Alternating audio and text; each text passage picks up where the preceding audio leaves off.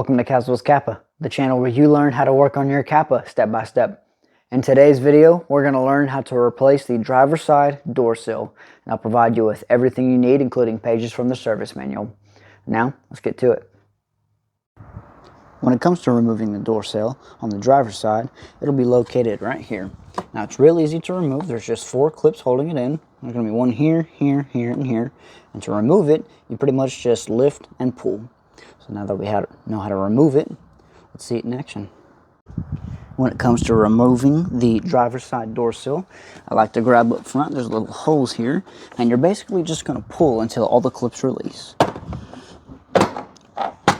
Just like so. They're all removed. When it comes to installing your driver's side sill plate, I like to slide it in, and this time I'll usually start from the back because the back's usually easier to deal with than the front, depending on your Solstice. But we're going to try to get all those clips popped in, but you got to make sure it's in the right spot or it won't work. Since you can see, I'm having a little bit of trouble here.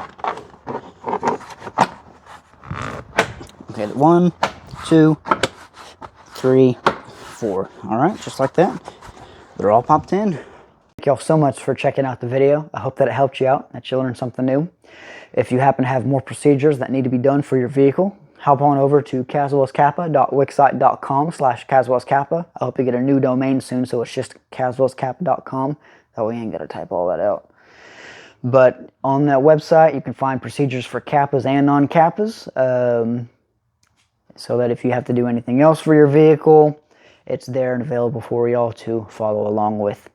But other than that, that's all I have for y'all today, and I will see y'all next time. Until then.